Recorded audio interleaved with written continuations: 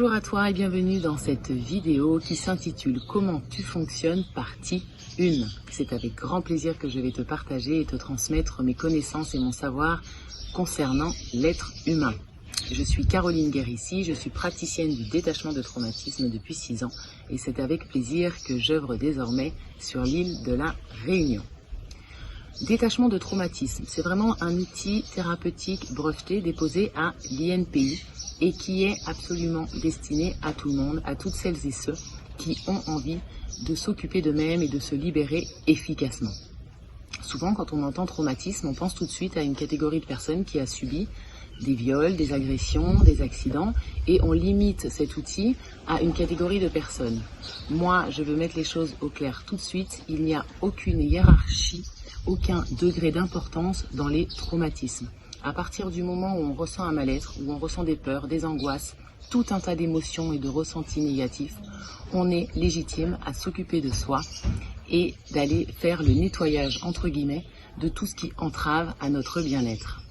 Je vais, via ces vidéos, vous expliquer de manière très précise et peut-être protocolaire, mais quand même bien spécifique, comment l'être humain fonctionne. Que l'on soit novice dans le travail sur soi ou que l'on soit dit spirituel, ces vidéos concernent absolument tout le monde, car même si chacun est unique, nous avons un fonctionnement commun et global à tous.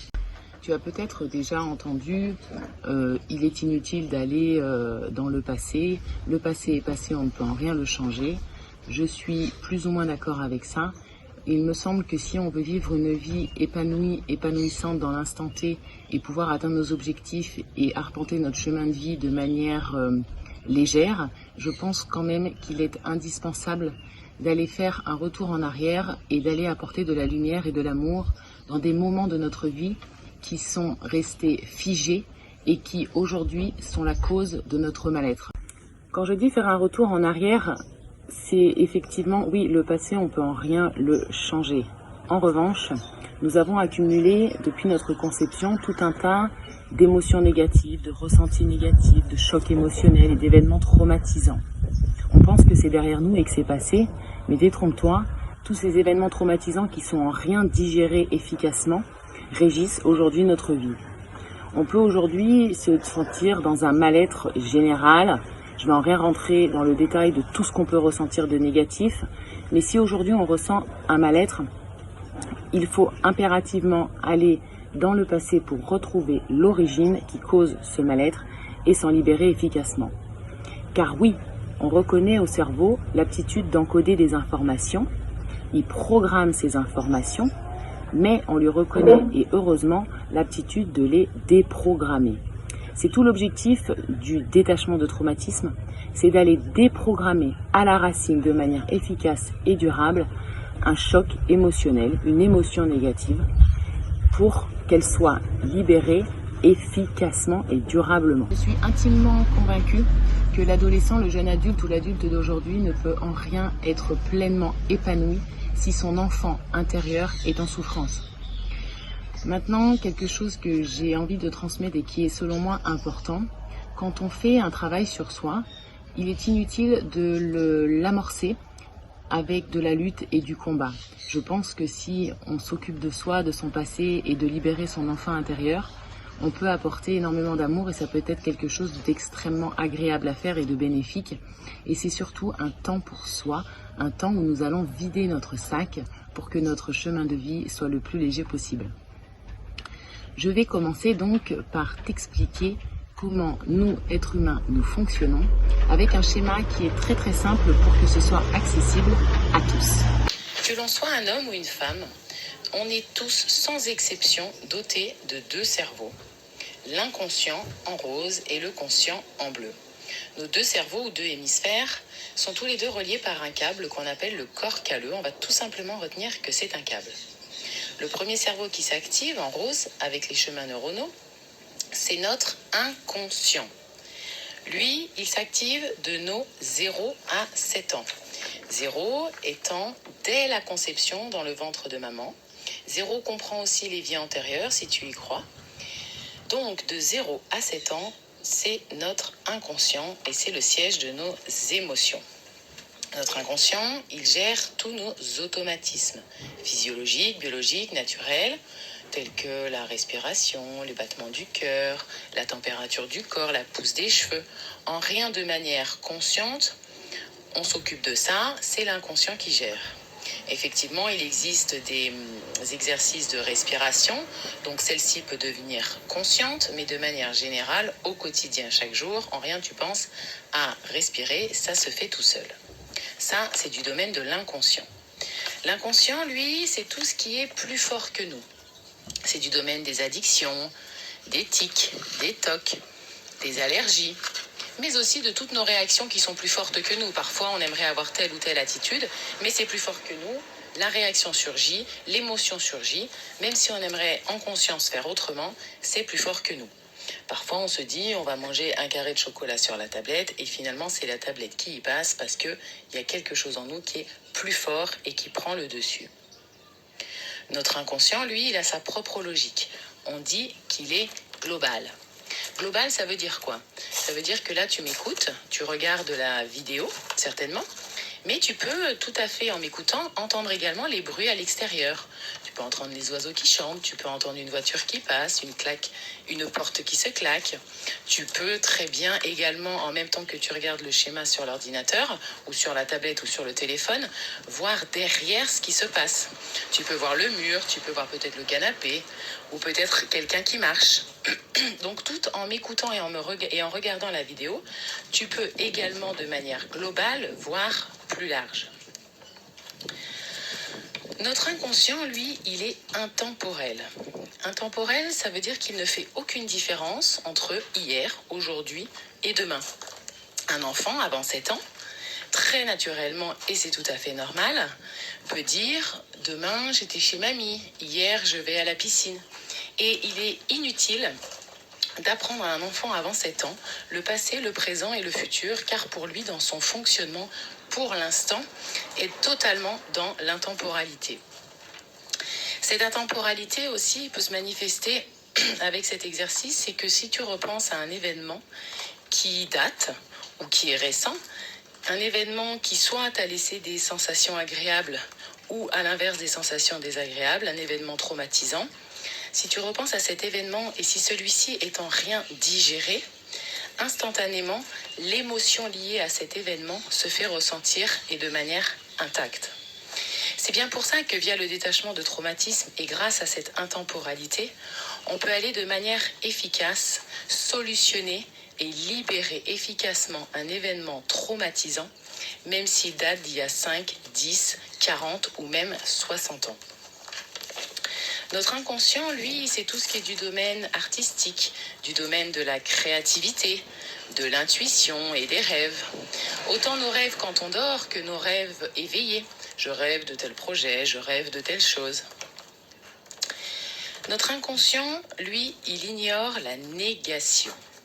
On passe très clairement notre temps à nous dire je ne veux surtout pas reproduire le schéma de mes parents, je ne veux surtout pas avoir la vie de mes grands-parents, je ne veux surtout pas répéter et refaire les mêmes erreurs que ma maman a fait avec moi, je ne veux surtout pas tomber malade, je ne veux pas fumer, je ne veux pas grossir, je ne veux pas maigrir, enfin tout ça.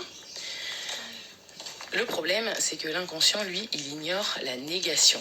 Je vais te faire un exercice très simple qui dure quelques secondes. Je vais te demander de fermer les yeux et de ne surtout pas penser à la plage, de ne surtout pas t'imaginer les vagues qui vont et qui viennent, de ne pas sentir peut-être le vent sur ta peau et la chaleur du sable. Et je suis quasiment convaincue qu'à un moment donné, tu as eu l'image de l'océan, où tu as ressenti le vent sur ta peau, ou que tu as du moins vu les vagues qui venaient et qui repartaient. Et pourtant, je ne t'ai dit de ne surtout pas y penser. Ça, c'est quand même une clé qui est extrêmement importante à retenir. C'est de prêter attention à ce qu'on demande dans nos intentions. Comme je l'ai dit précédemment, je ne veux surtout pas ci, je ne veux surtout pas ça. Si on enlève la négation, eh bien, finalement, on va attirer à nous tout l'inverse de ce qu'on veut. C'est pareil lorsqu'on s'adresse à un enfant. Malheureusement, dans les écoles, l'enfant grandit en lisant et en écoutant « ne courez pas, ne criez pas, ne tapez pas ». Sauf que l'enfant, lui, il lit et il comprend « courez, tapez et criez ». On peut, de manière plus pertinente, leur dire « parle doucement, marche ». Ou alors, quand on leur dit « n'aie pas peur », et bien peut-être leur dire « sois rassuré ». Mais que ce soit autant en dialogue interne avec nous-mêmes ou avec les autres, prête attention à la formulation de tes phrases et demande plutôt ce que tu veux plutôt que l'inverse. Par exemple, je ne veux pas être malade, et ben tu peux tout simplement dire j'ai une bonne santé. Ou je ne veux surtout pas manquer d'argent, tu peux dire je vis l'abondance financière, etc., etc. Notre inconscient, il se construit en fonction de la perception que petite fille ou petit garçon tu as ressenti de maman, de ta maman. Le mot perception est extrêmement important. Pourquoi ? Parce que tout est une notion de perception. Dans une même fratrie, on va prendre l'exemple de deux sœurs. Une sœur peut décrire sa maman, l'autre peut la décrire, on parle de la même personne et pourtant elle aura des ressentis et une perception différente de sa propre sœur alors qu'elle parle de la même maman. En fonction de notre sensibilité, en fonction de ce qu'on est venu régler dans cette vie, nous allons percevoir des choses différentes. Dans ce mot de perception, ce qui est important à retenir aussi, c'est que effectivement, ça peut être la réalité qui s'est vraiment passée comme ça, mais ça peut être aussi quelque chose que l'on perçoit et qui est erroné. Pour illustrer cet argument, je vais te donner l'exemple suivant. Deux mamans sont au parc avec leur enfant et l'enfant joue au parc et voit très bien sa maman sur le banc qui le surveille. Et puis d'un coup, l'enfant se retourne et la maman n'est plus là. L'enfant, en une fraction de seconde, peut percevoir et donc programmer « maman est partie, elle m'a abandonné ».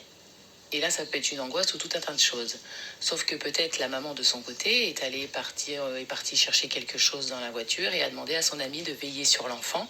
Et donc, il était pleinement en sécurité. Donc, tu peux voir là un exemple où l'enfant perçoit quelque chose qui est erroné par rapport au fait que la maman ne l'a en rien abandonné. Mais lui, il a perçu « maman n'est plus là et ne me surveille plus ». Et un impact comme ça qui peut paraître anodin peut avoir des conséquences plus tard si l'enfant devenu adulte se sent abandonné ou d'un coup a une crise d'angoisse quand il se passe quelque chose. Tout simplement parce que cet événement n'a fait que raviver l'émotion de cet événement vécu quand il était petit enfant. Donc, la perception que j'ai de ma relation à maman, de ma conception, dès la conception dans le ventre jusqu'aux 7 ans, va conditionner pour plus tard, tout d'abord, la relation que je vais avoir avec moi-même.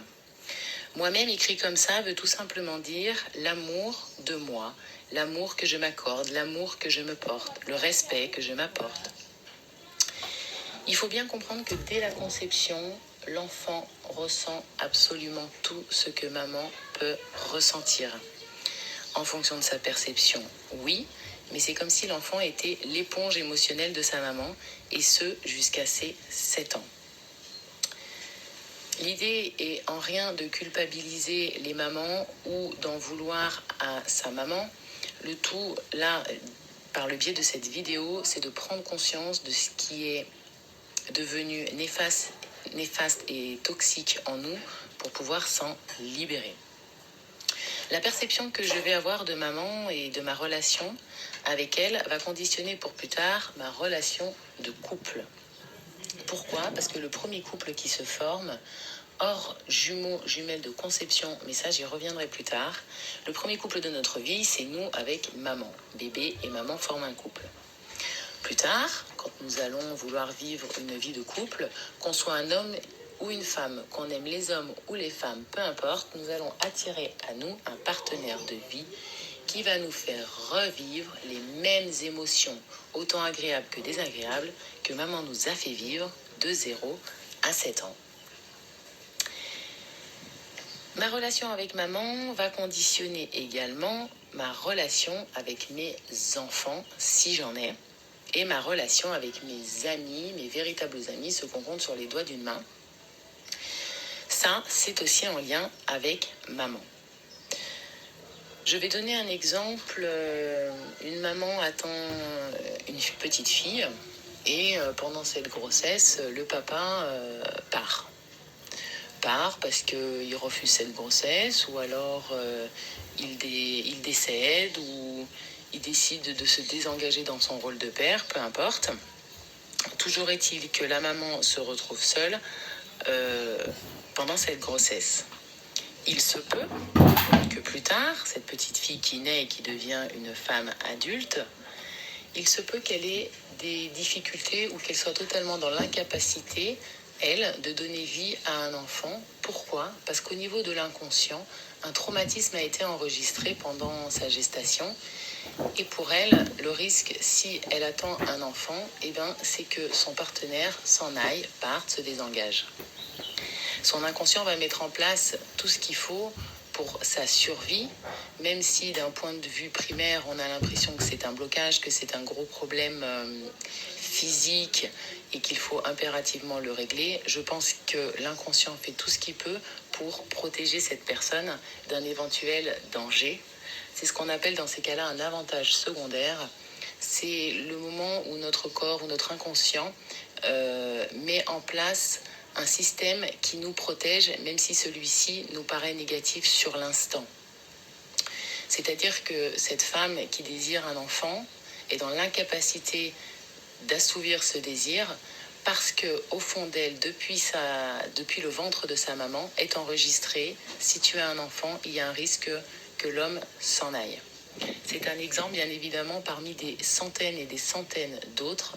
C'est juste pour vous expliquer la répercussion que ça peut avoir, même si ce traumatisme est inconscient, est enfoui, parce qu'effectivement, il s'est passé lors d'une grossesse. Nous avons tout un tas de chocs émotionnels, de micro-traumatismes, entre guillemets, qui sont enregistrés pendant cette période de grossesse. Un autre exemple, maman attendait un garçon et je suis une fille, ou maman perd quelqu'un de cher pendant la grossesse, ou maman déménage et elle n'en avait aucune envie. Bref, tout ce que maman peut ressentir, le bébé, lui, le prend. Maman, c'est aussi également en lien avec la confiance en soi. Là, on parle en rien de la confiance dans ses capacités ou dans ses compétences. Je parle vraiment de la confiance en tant qu'être, la confiance en soi.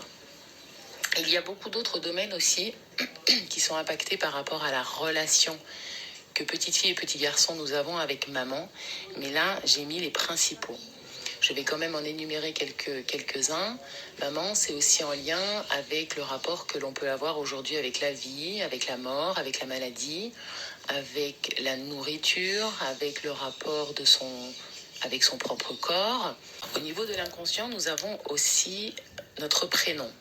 Il est important d'incarner, d'aimer et d'être en accord avec son propre prénom, car celui-ci symbolise notre identité.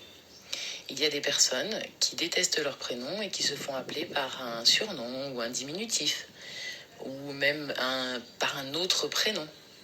Mais quand on comprend que notre prénom, ça symbolise notre identité, il est vraiment important de retrouver un équilibre avec celui-ci, car si on l'écorche, si on se fait appeler par un diminutif, c'est comme si quelque part nous écorchions une partie de nous-mêmes, de notre identité. Je t'ai mis là les principaux thèmes, entre guillemets, des domaines qui sont en lien avec maman.